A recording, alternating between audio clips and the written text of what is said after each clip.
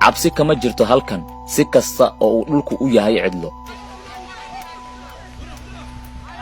baduna kaba sii daran oo kama baqayaan inay qarqamaan oo garabkooda waxaa taagan ciidamada ilaalada badda ee Turkiga.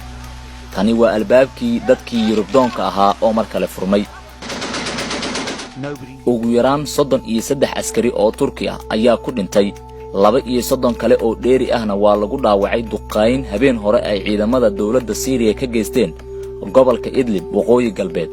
tallaabadan waxay soo dadajisay in Turkigu go'aansado inuu furo xadka uu la leeyahay Greega si dadka shacabka ah ee Syriyaanka ahi ugu yeelan saameyn falcelinta military ee uu ku dhaqaaqi doono. waxaa la arkayaa dad aad u tiro badan oo ka gudbaya xadka Turkiga kuna sii wajahan waddanka Greega, halkaas oo ciidamada Greegu ay heegan ku yihiin si ay u xakameeyaan dadka dalkooda soo galaya.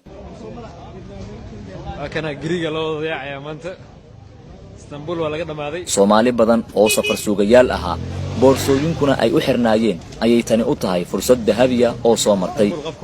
sidaa awgeedna in badan oo ka mid ah ayaa qaarna ay jidka ku sii jiraan, qaarna ay hadda xirxiranayaan shandadaha.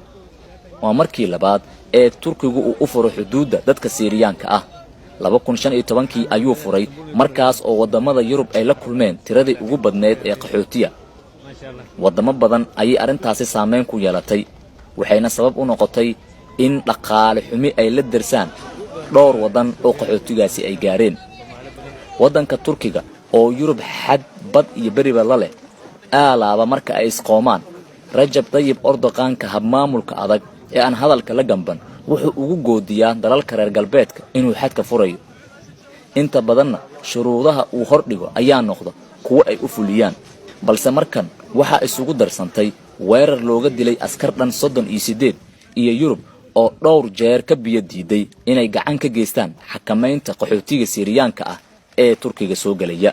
marka Turkiga la joogo ee Greega ay dadku u safrayaan waxay ahayd inay bixiyaan lacag aad u badan, halistuna aad ayay u badneed.